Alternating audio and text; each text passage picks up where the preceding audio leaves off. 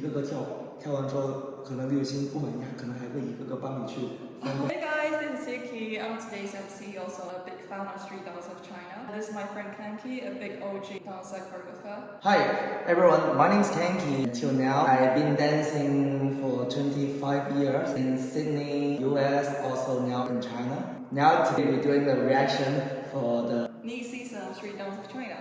Yeah, so let's begin. yeah.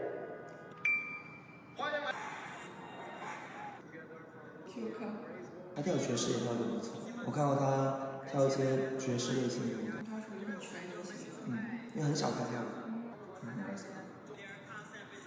最近也是中年选手。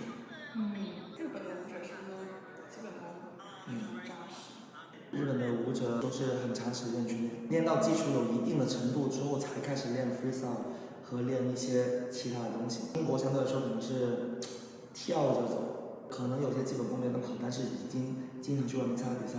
哦，刘雨欣。刘雨欣非常严格的。怎么个严格法？就是有一个歌，我是帮他编舞的，然后 dancer 跟他一起排练，我们要从下午4点排舞排到凌晨4点。前面 dancer 学完之后，晚上刘雨欣他会一个一个检查，一个个出来跳，跳完之后他一个个帮他们调。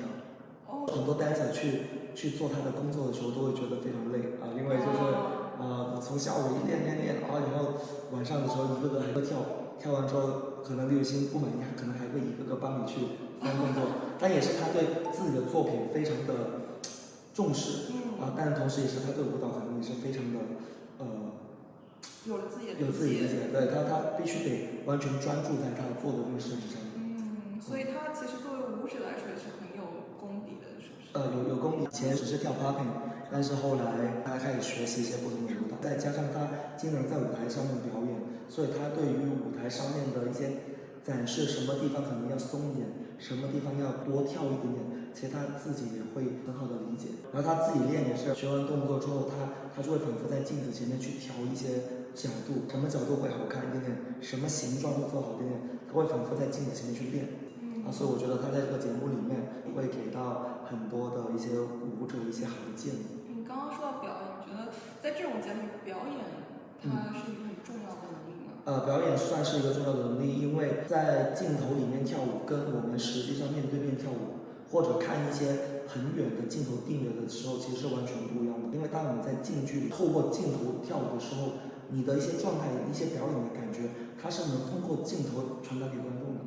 但是有些 dancer 他可能跳得很好，他的表演状态也很好，但是他跟镜头没有表演关系的话，其实我们在看的时候，我们就 get 不到他表现的那个状态。比如说，他说他性感，对吧？他看着镜头的时候，他的眼神是一个什么状态？跟他是很性感，可是他看向一个跟镜头无关的方向，你给观众传递的那个感觉都不一样。这也是为什么很多的 artist 他们在镜头前面跳舞。很多的 fans 都会觉得哇，我喜欢 idol， 你 dance 跳得好。其实更多是因为他们在镜头里面，他是对着镜头去表演。很多 dancer 他们对于 performance 或者对于镜头的经验比较少一点点，可能他们的也有表演，但是那个表演状态就不能透过 camera 去传递给观众。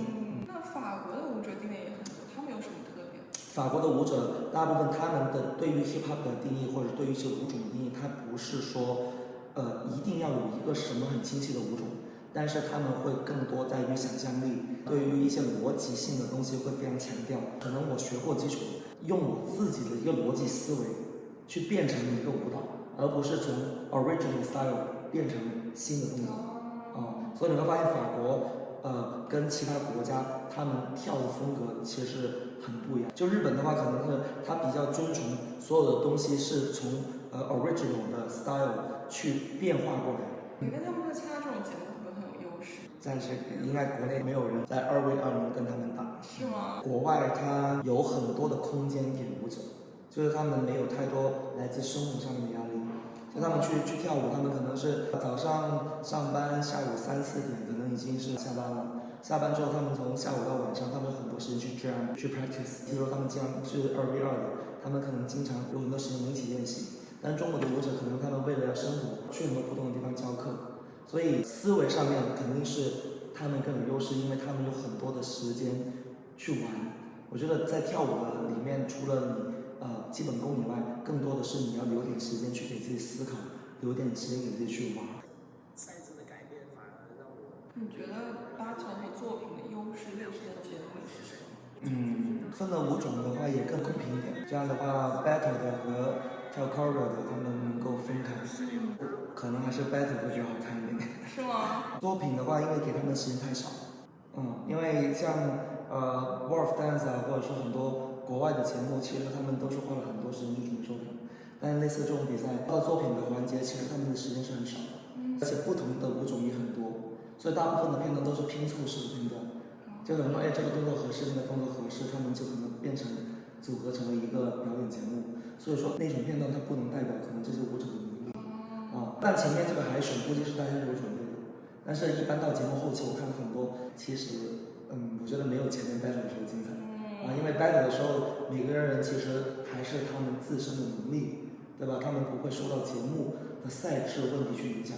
但是譬如说让你3天去编一个起舞2天出一个作品，这种是第一个时间很快，第二个你的分配的搭档他不一定是跟你是和谐的，有可能跳的内容是不一样的，那可能大家在一起编舞的时候就并不一定能擦出很火。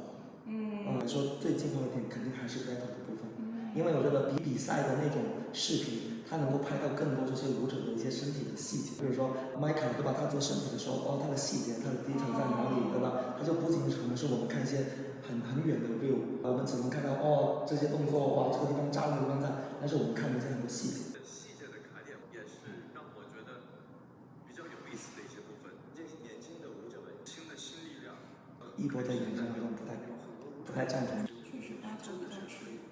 因为编舞 choreography 在中国发展比较大。我相对比较早，我是刚从 Sydney 回到中国的时候是09年，我当时在中国教 choreography 的时候，还没有人知道是什么东西。慢慢大家开始有意识知道，原来 choreography 是一个个人的一种风格的时候，其实大概也就是在中国也是15年、16年的时候比较普及，所以发展到现在其实时间并不是很长。所以借鉴模仿，我觉得还是相对比较多但是 old school 或者是其他，我觉得中国还是蛮强的。在 old school 方面，编舞的话可能还需要加强一点。那看完这个，觉得有这些国外舞者的加入，会不会让我们的刚刚编舞也好，或者是我们的freestyle 选手也好，有一个新的提升？当然，因为我觉得你要接触到很多优秀的舞者，你的思维才会被开阔，你才会知道，原来音乐的表达方式还可以多式多样的。在中国有很多基本功很好的舞者，但是他们能看到的东西太少了。为什么呢？因为很多现在流行像主流的那种短视频媒体，它都是只推送你喜欢的舞蹈视频，所以很多的舞者他们看的内容往往都是很重复的，他们永远不知道原来舞蹈还可以多式多样的。你只有见过多式多样很多不同方式的舞蹈，其实你的思维才能被打开，你才会觉得哇，原来还可以这么多精彩的方式。我觉得在中国不需要第二个 Keone， 不需要第二个Sean， 不需要第二个Paris。其实在中国就是需要有更多各自的新的自己，有自己名字，对，有自己的名字的舞者。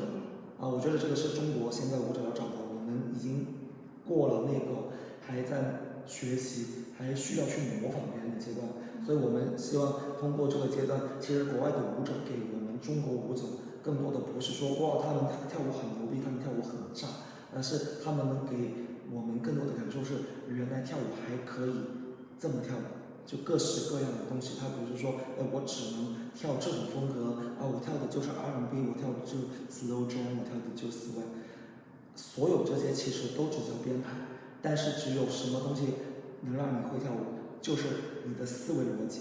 你 get 到你看法国的舞者对吧？他们有思维逻辑，他们知道他们的 angle 这些所有的手他们怎么做的时候，你根本不害怕不会编舞。那这些逻辑还是要靠平时自己的积累、自己玩和交流，是吗？自己玩自己积累。第二个就是看别人，看优秀的人他们是怎么做的。我跳舞25年了，什么很多地方都跳过舞，但是我最终回到中国，我还是希望能够看到中国的新生代能够做出一些不一样的东西，而且能让国外认可我们。我觉得这个是很重要的，就是很多的交流，它是要建立在你懂的时候，你才能跟国外交流。但是有这就是街舞的话，如果这些外国的选手能够加入到他们里面，而且互相去产生一些火花，互相去交流的话，那么可能他们也会慢慢去懂。是的，是的，我觉得这个也是这个节目很大的一个社会价值。